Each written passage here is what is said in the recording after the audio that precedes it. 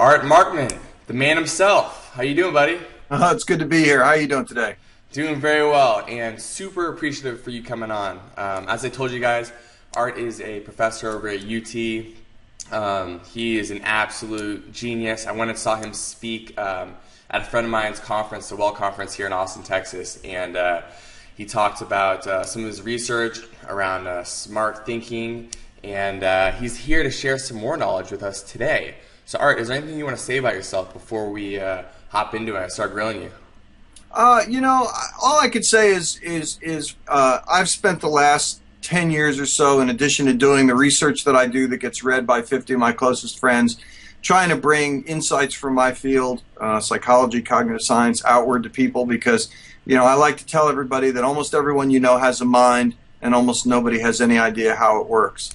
And so I think the more that we can do to learn about the way that we think, the more that we can do that effectively, because almost everyone gets asked to think for a living these days, and you just can't do that effectively unless you understand a little bit about the way your mind works. Yes, and so that's exactly why I brought you on, because I've done a lot of research on you and on other people in the field in general of applied psychology, and you seem to be someone who's really breaking down how do we think more effectively. Are there actionable things that we can do every day to become more effective? And Right. So that's why I brought you on, my man, to ask you some of these questions. So Let's go for it. So you recently came out with your book, Smart Thinking, and in that book you actually give action items, right, around a formula you have to help people think more effectively? Yeah, that's right. So if you think about thinking, and you think about being smart, most of us think being smart has to do with maybe some test score that we got on an IQ test, or maybe how well we did on the SATs or something like that. But the fact is that your ability to be smart is really not predicted all that well by the scores you get on these tests. And so, maybe 10% of the difference between people in their ultimate level of achievement is based on those test scores. And that means that the other 90% has a lot of factors that are actually under your control. And so the way I like to break down those factors that are under your control is to say that there's kind of a three-part formula you can use. So first of all, you want to have really smart habits, because a tremendous amount of what you do on a daily basis is the stuff that you do without thinking about it. So you want to be able to act in smart ways without having to actually plan that. After that, you want to acquire high-quality knowledge, meaning you want to maximize the quality of what you know in ways that are going to help you to solve new problems. And then the third thing you want to do is to be able to use that knowledge when you need it. And that means really being able to draw knowledge from one area of your expertise to another where it may not have been obvious at first that it was going to be applicable. Awesome. I'm just taking notes myself because, this is awesome stuff. It's just stuff that... And it turns out note-taking matters, and doing what you're doing, writing it down, is the best way to do it. Was reading some studies not long ago. People who take notes by typing stuff out, they end up, generally speaking, just trying to capture verbatim what somebody said without really thinking about it. And if you actually take notes by hand, it forces you to think about it and then summarize it. And the notes that you take are much more effective, and you learn a lot more. Here we go, listeners. So everyone just heard it right there. Get out a notepad and actually write this stuff down. Because there you go. You're spending the time absorbing this high-quality knowledge. You might as well get all you can out of it. Exactly. Another habit to develop. There we go. So do you usually start with breaking down each one of these, the smart habits, the high-quality knowledge, and utilizing your knowledge? Sure. And are there actual actionable items that you take and you apply to each one of these areas? Yeah, absolutely. So we'll start with habits. And the thing to remember is that most of your life is driven by habits. Your mind is designed as much as possible not to think. So you want to spend as much time turning the routines of your life into these automatic behaviors that you can carry out. And a lot of what that means is that you want to take the elements of smarter thinking and turn those into habits, so that you're not trying to make decisions on a daily basis about what you're trying to do and what you're not. In order to do that, you need to understand that the basis of habits, the formula for habits, is that there needs to be what's called a consistent mapping between your environment and your behavior, and then you need to repeat that behavior in that environment. Now, the consistent mapping just means that the world And when I say the world, I mean the outside world, but also your internal world, the stuff you're thinking and you're feeling and your goals. As long as there's a consistent relationship between that world and your behavior, then you've created a situation in which you can develop a habit. So if you think about your car, for example, the gas pedal and the brake pedal are always in the same place, and that creates a consistent mapping between the environment and then the ultimate behavior, which is if I want to accelerate, to put my foot in a particular place to press the gas pedal. If I want to stop, to put my foot in a different place to press the brake pedal. So you want to create the same sort of thing in your environment for smarter thinking. So, for example, I just mentioned it's a really good idea to take notes longhand. What does that mean? It means that if you're going to be in a situation in which you might be learning something, it'd be awfully good idea to have a pen with you and a sheet of paper so that you can have that habit at the ready. It also means we have tons of bad habits surrounding information technology. You know, you have email programs that want to alert you every couple of minutes that a new email's come in. You've got tweets coming in. You've got instant messages. You've got text messages. And what that means is you've developed a lot of habits to check your messages way too often and to pull yourself away from real thinking in order to do things that don't matter so much, which means that you're going to need to reorient your environment. You're going to need to take your email program and shut it down for an hour at a time so that you're not tempted to go back and check it again. It means shutting off that little alert on your cell phone that tells you a new text message has come in so that you don't feel the need to check that right away, so that you can clear mental space to do the hard work that you need to do in order to get smart. So interesting. So yeah, I'm just going to speak from experience. And so things like that, we're always being hit with this stimuli constantly, right? Notifications on our phone, email, text messages, Facebook notifications, so many things. Right. And it does fragment your energy. And I turned off all the notifications on my phone. And then I found myself just going and checking them anyway. Yeah. Can you speak to that at all? And like, yeah, is that just me just being... Well, I want to introduce you to another button on your phone, right? There's a button here at the top. It shuts it off. There we go. Turns out you shut that phone off, it doesn't do anything. You know, and I think that in order to protect yourself from yourself, you have to go as far as you need to go to stop the behavior. And if going that far means not putting the phone in your pocket or shutting the phone off for a while, then that's what you got to do. And I'm not saying you have to do that all day, but you know, if you're as addicted to social media and email and all that as most people are these days, then can you go a half hour? Can you go, you know, maybe 15 minutes is what's going to work with you to get started. But if you sit down, because in the, you know, what we're going to talk about in a second is acquiring high quality knowledge. It turns out that the process of learning can be really difficult and really effortful. And in those moments, it feels oh so good to answer an email or watch a kitten video or something. Mm-hmm. And so that's where you need to protect yourself. So if you sit down with the intention of doing some hard work, then do it in an environment in which you can't give in to the temptation to go back to your email and your text messages and things like that, to give yourself a fighting chance to maximize the quality of your knowledge. Yeah, I hope everyone really just grasped and absorbed what Art just said right there. I mean, this is so big. 'Cause I noticed myself in this. I'm sure that resonates with every person. You know, you are working away on a project and you start to get a little frustrated, or things aren't coming as easy as you'd like them to, and you go to something that's safe. Right. I think we do that in we go to that in society in general. A lot of times people go to food, people go to alcohol, people go to drugs, people go to nicotine. Right. And now social media and things of that sort are becoming the new food that you go to, the new alcohol. It's just because it gives you that positive stimulus of like... Right. But it's fairly empty. Yeah, right? I mean, it there's is. just not a tremendous amount of nutritious value in that. Mm-hmm. So we want to make sure that we're developing better habits. And this is true also, you know, if you go to a meeting, if you go to a lecture, you know, I give talks all the time, and it stuns me the number of people who are sitting there on their phones while they're sitting in a lecture. And the fact is the human mind doesn't multitask, it time shares. And so if you're trying to do two things at once, what you're actually doing is switching rapidly back and forth from one to the other. And if you're in a talk and that talk is ongoing, all that mental time that you're spending on your phone is time that you are physically present in that talk, but not mentally present.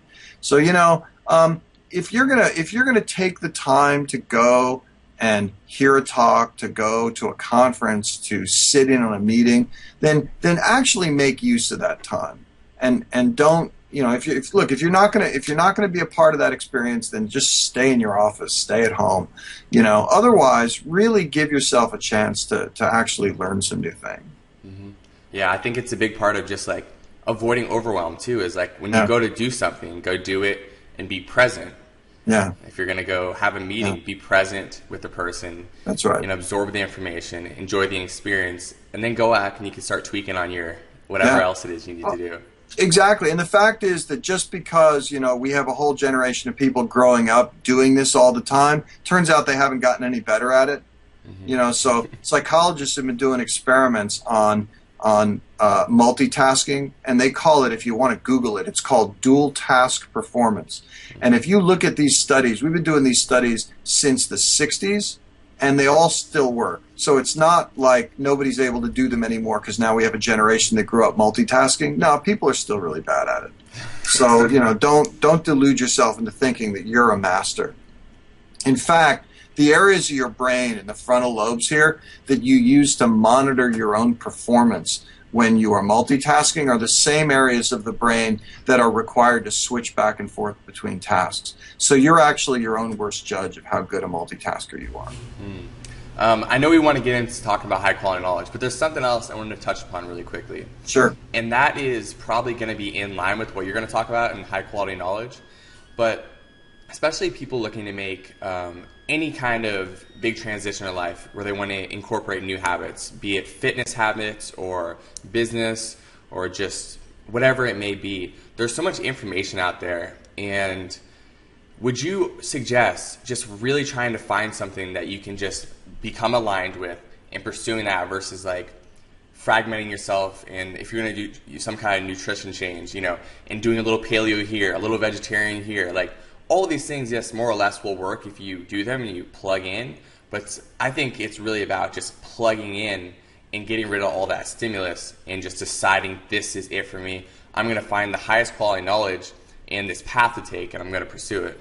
Yeah. I think one of the reasons to strip away a lot of the extraneous pieces is because at the end of the day, whatever change you're trying to institute in your life, whether it's a change in your thinking habits, whether it's a change in your eating habits, your fitness habits, the operative word there is the habit word. And if you're going to create a habit, you need to have that consistent mapping between the environment and the behavior. And the only way to get that consistent mapping is to do the same thing over and over and over again. So, because remember, you want to live your life in a way that promotes your long-term goals, not because you have to think about those goals over and over again, but because that's just the way that you do things. And so what that means is that you want, if you're going to be, if you want to get fit, and you decide, look, I'm going to go to the gym every Monday, Wednesday, and Friday afternoon. And the advantage of making it every Monday, Wednesday, and Friday afternoon is that now that's your habit, right? And now Monday afternoon comes, and your body says, time to go to the gym. Without your having to think about it, without your having to check the calendar. If you're going to go on to, take on a vegetarian diet, right? Do a plant-based diet. Well, now, just do that, right?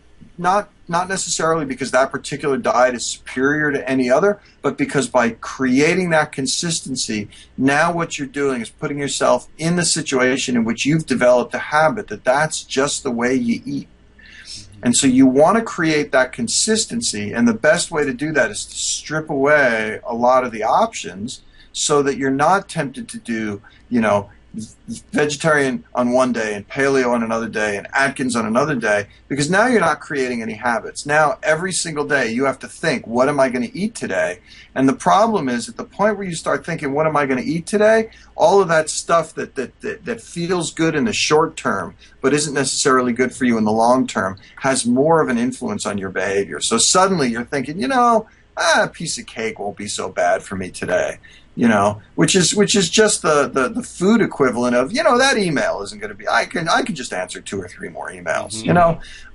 Really get yourself in a habit to do the right thing so that you don't have to think about it. Interesting. Okay. So let's dive into this high quality knowledge now. I really want to find out more of how you decide what high quality knowledge is and what to pursue, because now we live in a world where we can access pretty much any information we want at any time. So how do we get selective?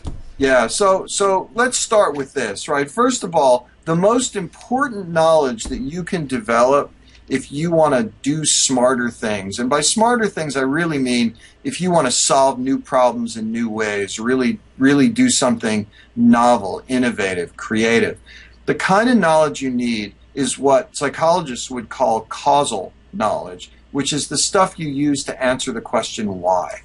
And human beings love to ask and answer the question why. And if you've ever hung out with a 5-year-old, you know that, right? Because that 5-year-old's favorite question is why, and then you answer it, and then they ask why, and it just goes on and on. So really you want to maximize the quality of this kind of causal knowledge that you have. Now, here's the thing. There are 2 things to say. The first is it's really important to learn as much as you can, because it isn't enough that somebody out there knows it, because you can't use somebody else's knowledge unless you know which bit of knowledge is even relevant for solving your problem. Now, sometimes it is obvious, right? So, if my car breaks down, I know I need to go to a mechanic in order to in order to figure out what was wrong with my car. But a lot of times when we're doing something innovative, the real solution lies somewhere else altogether, right? I mean, Steve Jobs in his biography talked a lot about, and in that commencement speech, that famous commencement speech he gave at Stanford, talked a lot about taking a class in calligraphy, sitting in on a class in calligraphy when he was hanging around college, and that. Who knew, right, when he was doing that was going to end up influencing the design of the Mac computer? And if you look at the history of innovation over and over again, it's not obvious in advance which piece of knowledge is going to turn out to be important. And so those people who really do smart things tend to have developed a fairly broad range of interests and have really gone out of their way to learn at least a little bit about the way that a variety of things in the world work. Now, you can't be a jack of all trades and a master of none. You still want to have some basis of knowledge, some area where people will acknowledge you're the expert. But the more additional stuff you know, the more other areas where you have at least some expertise, the more that you can then draw on all of these bits of knowledge when you're trying to solve new problems. And so, as a college professor, my least favorite question from students is this going to be on the exam? because my answer to that question is yes. Might not be my exam, right? But someday it will turn out that this piece of knowledge would have been useful if only you had learned it, right? Now, the problem with developing this kind of high-quality knowledge is that it turns out most of us have causal knowledge that's less good than we think it is. There's some studies that got done by a buddy of mine named Frank Kyle at Yale, demonstrating what he calls the illusion of explanatory depth, which basically means we believe we understand the way the world works better than we actually understand the way it works. And so there's a lot of things you look at it and you go, yeah, I know how that works. And then when you sit down to actually explain it, you realize you have no idea, right? And we see this all the time. I mean, if you think about the financial collapse in 2007, what became clear later, and if you read books like Michael Lewis's book, The Big Short, what you discover is that very few people actually understood the financial products that were being sold, all these weird derivatives, and then nobody really understood these credit default swaps that were being sold as insurance against defaults. And those few people who really did figure it out, who did develop a causal understanding, they made a killing in the market on the backs of almost everybody else. So there's a lot of value in understanding the way the world works. And so the way that you cure this illusion of explanatory depth is by learning to teach things to yourself. So you got to get it. Here's another habit. So here, for example, you and I, we're having this conversation, and hopefully what we're saying seems really coherent to anybody who's listening to us right now. Now, after they shut this off, they could sit there and nod their heads and go, yeah, that was really cool.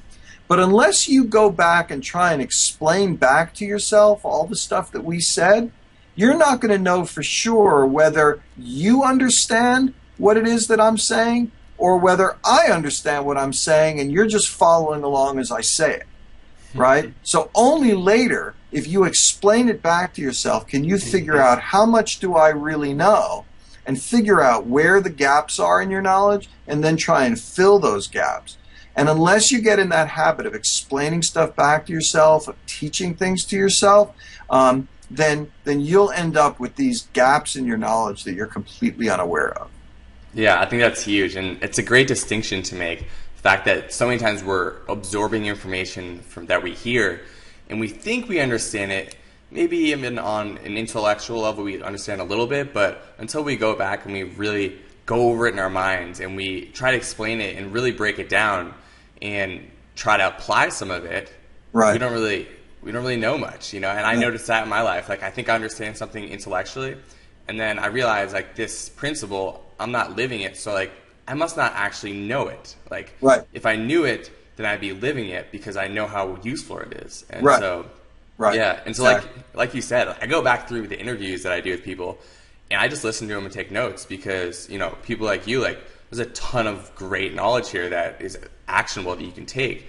And so I think people should live their lives that way. If you are listening to someone, you're investing the time to learn from someone, then really do it. Get all you can, get all the juice you can from that specific situation. Yeah, no, absolutely. So we have to become much more active learners.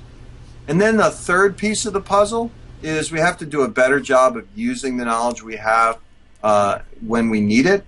Now, a lot of times it's really easy to do that. So, if you're a wellness person, then you might spend most of your time thinking about wellness. Or if you're a computer programmer, you might spend most of your time thinking about computer programming. But, the really difficult situations in life are the ones where you get stuck solving the problem that you're trying to solve. And in fact, there's, you Google it and nobody knows the solution. It's nice, right? I had a problem with my computer the other day and I Googled it and there it was, 12 other people had the same problem and I knew, and I learned, like, if I just uncheck a box in my preferences, all is well. But most of the time, the really hard problems, when you Google them, nothing comes up. And in those situations, what that means is you've got to draw knowledge from one area of your expertise to another. And that's the hard part. So, for example, at the very beginning of the book, Smart Thinking, I talk about James Dyson and the vacuum, right? So Dyson, realized that a fundamental problem with vacuums is that when the bag of the vacuum cleaner fills up, that the pores in the bag clog up, and then the vacuum doesn't suck so well anymore, and so it doesn't work that effectively. And lots of people knew that was a problem, and so they kept trying to find better and better ways of improving the bag, making it easier to take out, making it less likely to clog up. And what Dyson did was to ask a different question. He said, well, what at its core, at its essence, what is a vacuum really trying to do? And he realized, well, what a vacuum's trying to do is to separate the dirt from the air that comes in. You suck in a combination of dirt and air. You need to separate the dirt from the air. And he was a guy who knew a lot about a lot of things, including the sawmill. And it turns out sawmills suck a lot of sawdust out of the air as they're sawing these logs down into boards. And what they use when they pull that out, with what is essentially a gigantic vacuum cleaner, is not a gigantic vacuum cleaner bag, but instead this device called an industrial cyclone, where the air comes in, it forms this kind of cyclone, and the sawdust gets thrown to the side. And Dyson's real insight was that he could adapt that kind of a solution to a home vacuum cleaner. And the company succeeded pretty well as a result of having that insight. And I think that when Dyson first learned about sawmills, he didn't realize, I'm going to have to know this later so that I can develop a multi-million-dollar company. Instead, he just learned it. And then later, in order to be reminded of the sawmill when he was thinking about vacuum cleaners, he had to go beyond asking about the bag And he had to start asking, at its essence, what is the problem I'm trying to solve? What is the essence of a vacuum cleaner? And the essence is taking a combination of dirt and air and separate the dirt from the air. And I think a lot of times when we have problems we're trying to solve, those problems have an essence to them. And one of the other habits we need to develop is the habit to find the essence of the problem. And I'll give everybody a little trick to learn how to do this. So after you're done listening to what we have to say, go to Google, type in list of proverbs. Okay? Turns out people have thrown proverbs up on the internet. And the beauty of proverbs is they have these great statements of cultural wisdom, right? So here's a proverb: the noise of the wheels doesn't measure the load in the wagon. Now, on its surface, this is all about wheels and wagons and noise. But if you ask what is the essence of that proverb, the essence is its meaning, right? The noise of the wheels doesn't measure the load in the wagon, which is sort of like the surface or easily available properties of something are not a good reflection of its inner essence, right? That's the deep part of the proverb. And if you were to go to Google and find a list of proverbs and give definitions to all of the proverbs you see, 5 at a time, right? Just, pick 5, do them, put it aside, come back a day later, do it again. What you'll find is that you start looking at every situation in life as if it's a proverb. That is, as if it has lurking right underneath it another essence. And when you find that essence, then what you find is that you start being reminded of other things you know about that also have that essence. And that starts helping you to draw knowledge from one area of your expertise to another. And so that's another piece of what you can do to develop the habit to use your knowledge effectively. Yeah. Can I ask you to give us an example maybe? What is something that you kind of look a little deeper on and has given you some insight that you wouldn't have seen otherwise? Yeah, so, we do this stuff all the time. We actually do research on this, right? So, for example, we had a bunch of mechanical engineering design students come into the lab, and we taught them all about air mattresses, And I hate camping, and one of the reasons I hate camping is because it's just really uncomfortable. I like hiking, and I like nature. I just don't like sleeping outdoors. And the air mattress is designed to try to help that process, because while a mattress would be really uncomfortable to hike with, if you take all the bulk and the comfort out of the mattress, put it in your backpack, and then fill the comfort back into it with something easily available at the point of use, right? Now you get this air mattress. So you take this air mattress and you blow it up, and now at least some of the comfort is back in the mattress. So we taught a bunch of these mechanical engineering design students about this air mattress. And then later we gave them a problem to solve, which was to develop a set of weights that you can travel with, right? So if you ever go traveling and you want to work out on the road, it's kind of a pain because most hotels have fitness centers, but the fitness center at most hotels is 3 broken treadmills and a TV set, right? So what can you do if you really want to work out? Well, it would be great if you could travel with weights, but of course it's kind of a problem because they're heavy. And it turns out that if you've taught people about this air mattress, they're much more likely to come up with a solution like water weights, where you take all the weight out and then refill it with something easily available at the point of use, in this case, water, right? So you can take, so by having people find the essence of the problem and think about, well, what am I really trying to do? You're then able to draw this parallel between air mattresses and water weights in ways that allow you to come up with more innovative designs than you might come up with if you just banged your head against the wall for a while. That's great, man. That's an awesome example. So is this a real product that's coming out, water weights? Well, water weights exist. Okay. We actually did this as an experiment. So we knew that water weights existed, but we were trying to see if we could get these design students to come up with the solution to the problem, because they were unaware. The product hadn't come out yet, but we were aware that it existed. And so we were just trying to see if we could make the students a little bit more creative by drawing these analogies. And so that really worked. But yeah, as far as I know, that is a product that now actually exists. It's really cool. Yeah. It's interesting how, like, when you make things a metaphor, like, you just open up your mind to think a completely different way. Right, exactly. And I love that. I think that's a lot of, that's where that genius comes from in so many ways. Yeah. Those aha moments, like when you look at things that way. And yeah, absolutely. I think we're all striving to spend more time in our life in those kind of mindsets. Right, and that's why the more you understand about the way your mind works, the more you put yourself in a situation to be able to do that repeatedly. Interesting. All right. I would love to hear more about maybe actionable things that people can do to make sure they follow through with habits. Because I know you talked a lot about that in your book. Yeah. So the thing about habits is it's really easy to say, I want to change my habits, and it's really hard to actually change your habits. And I think one of the things you have to remember is think about the idea of influence for a second, right? When was the last time that somebody simply told you something that fundamentally changed your life? And when I say changed your life, I mean suddenly caused you to change your behavior and all kinds of other things.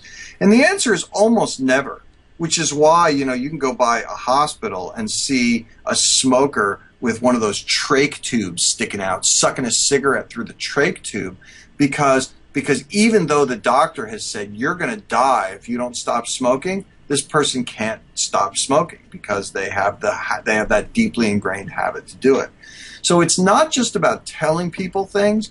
Instead, we have to be much more comprehensive in our approach to dealing with habits. And so, in addition to the book Smart Thinking, I have this book called Smart Change. And in Smart Change, a lot of what I talk about is, well, if you're going to do a good job of changing your habits, you need to do a much better job of making specific plans that will create those consistent mappings between the environment and the behavior.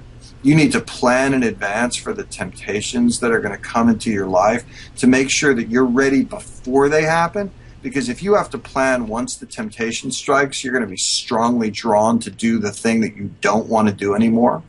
You want to create positive goals. That is, you want to be focused on what I can do rather than what I should not be doing, because your habit learning system can't learn not to do something. The habit learning system only learns to perform actions. You want to influence your environment. You want to make desirable behaviors as easy as possible to do and undesirable behaviors as hard to do as possible. Story I always tell, and you heard me tell this, I lost a lot of weight a while back, and one of the banes of my existence was those little single-serving cartons of Ben & Jerry's, the pints. Mm-hmm. And I would just down those things at a single sitting, which is just not good for long-term wellness. And I discovered when I was trying to lose weight that you can't eat an ice cream that isn't in your freezer, right? So you stop buying them, you can't eat them. And so, there's just a simple change in your environment, but has a profound influence on your health. And then the last thing you got to do is to really engage with the people around you. We live in a society that really is very much focused on the individual. We want great people doing great things in difficult situations. And as wonderful as it is to do things on your own, you don't get a prize if you change your habits all by yourself versus changing your habits and needing some help. So you know what? Engage with other people. Hang out with other people who do the things you want to do because their goals will be contagious for you.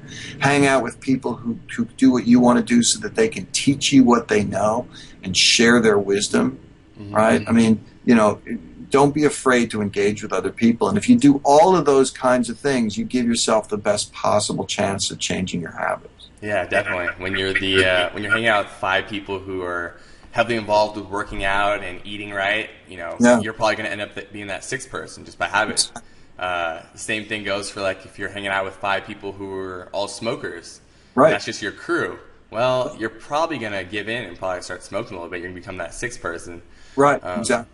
Something I also wanted to point out and slow down and go back over was how you talked about stating our habits or goals we want to create in the positive versus saying, I don't want to do this. So instead of saying, I don't want to eat Oreos this week, saying, I do want to eat completely clean, whatever that means for you as far as that regimen goes.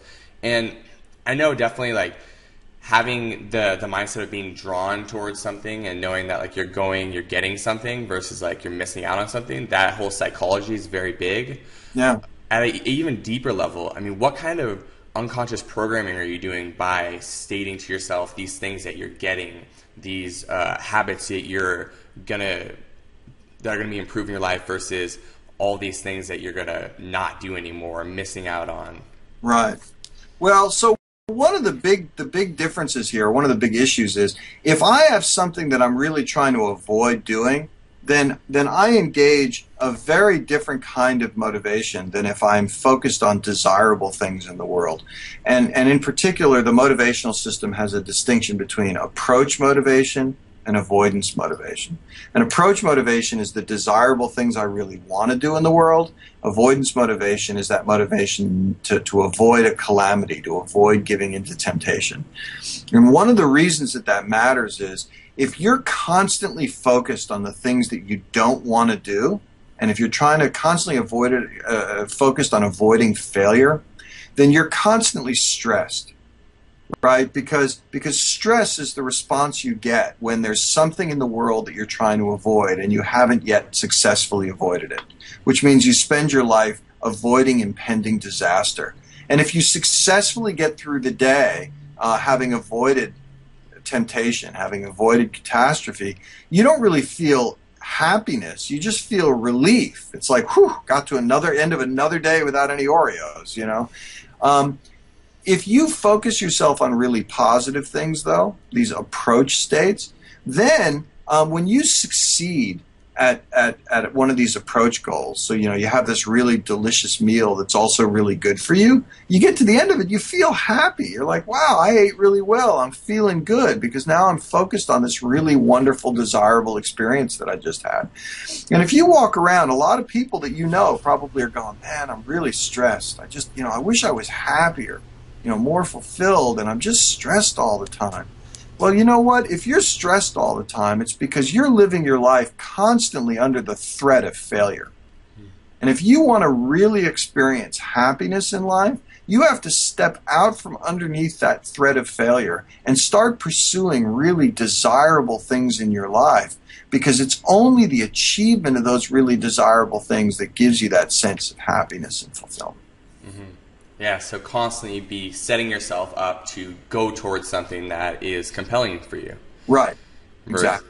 Versus just avoiding fight or flight all the time, avoid things that are going to bring you pain. Instead, just turn that around and set an angle that's going to give you a compelling reason to keep moving forward and give you some inspiration. Exactly. Beautiful. Thank you, Art. So I want to ask you as well. I bring everyone on the show that I bring on, I ask them to tell me a story about a time that they spent in a flow state. So in my opinion, flow is something that I want to experience more than anything else. And a lot of people who are in my circle, we talk about it all the time. And it's that state of mind that we want to live in as much as we can because we feel the most resourceful. We have the most aha moments. We perform the best. We're the most relaxed. We're the most happy.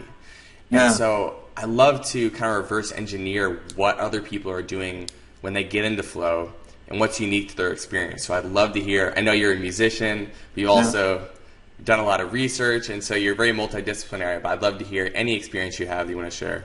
Yeah, well, if you look at all the research on flow, and if you look at some of the writing that Csikszentmihalyi did, the thing about flow states is you have to be prepared for them. You have to have the knowledge that you need for them, so that you're not actively searching for knowledge while you're trying to get into that state. And then you have to be bodily engaged in that state, right? And that's, I think, something, and bodily engaged could mean, just your fingers on a keyboard, but it has to be engaged in that moment. There has to be something going on in that moment. For me lately, music certainly has a big part of that. I've been playing the saxophone about 13 years. I grew up playing the piano, and I took up the sax a while back. And for the first several years, I experienced very little flow playing the saxophone because I wasn't very good at it. Didn't really know what I was doing. But over time, I picked up a couple of skills at least, and I play in a blues band on Sunday nights. If you're in the Austin area, you can come out and hear us. That's just, there are nights, right, where the music is good and everybody's playing well, and you just, suddenly you just find yourself lost in this, great music being made by a collection of people. Everybody's on the same page. And that's just really, that's an easy way of creating flow for me. But, I think the instructive part of it is, it took a long time to get there, right? I mean, so the thing about flow is you can't just wish for it. You have to be willing to pay your dues to get it. And I think that, the flow is in some sense the payoff for all the hard work you do to get yourself to the point where you have at least a little bit of expertise in something. Mm-hmm. That's awesome. Can I ask you, do you believe that like the more flow you're able to create in your life, the more ability you have to have more flow? Do you think it transitions into other parts of your life? Do you think maybe at night if you have an amazing performance and you're lost in flow and you're just doing you're doing a little improvised solo on the sax and you're killing it and you're in your flow state and then you go home, do you ever feel like it translates over into maybe like conversations or just like things of that sort, or just your work maybe? Well, I think one of the places where it translates is that flow is very much a state that creates what psychologists would call positive affect, which is basically positive feeling. But we avoid the word emotion because emotion turns out to be the interpretation of the feelings you're having. So flow creates this kind of positive feeling. And what we know about positive feeling is that it has all kinds of psychological benefits, including making you more creative, right? So one of the places where these kinds of flow states has a kind of benefit on the rest of your life, is that it creates this positive affect that makes a lot of other kinds of thinking and social interaction and everything else that you're doing work better.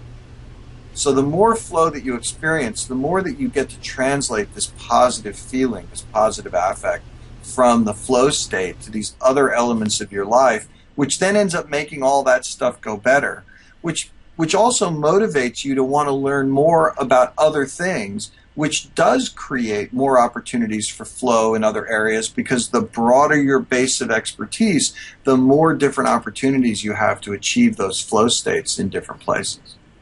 So interesting. I love hearing it. I knew I'd get a very unique and insightful example of flow from you, and I appreciate you coming on the show today, Art. Everything you've shared has been so just impactful for me. I've taken a lot of notes, and I know the listeners got a lot of this as well. So thank you, man. Well, thanks so much. It's great to be here. Yeah. Where can people find you? Where can they get your book if anyone wants to find out more about Art? Sure. Well, you can find me on Twitter at AB Markman, on Facebook, Art Markman, PhD, LinkedIn. I have a website, smartthinkingbook.com, which has some old blog entries and some information about all of my books, Smart Thinking, Smart Change, and Habits of Leadership. And I'm on the web everywhere. Find me. If you email me at UT if you have any questions. My part of my mission in life is just to help people live a little bit better by knowing a little bit more psychology. And if you're in the Austin area, we got a radio show on Friday mornings on KUT Radio called Two Guys on Your Head. You can listen to that. It's also at twoguysonyourhead.org. About 7.5 minutes of kind of fun psychology stuff each week. Sweet, man. Thank you so much. Appreciate All right. you. Great talking with you.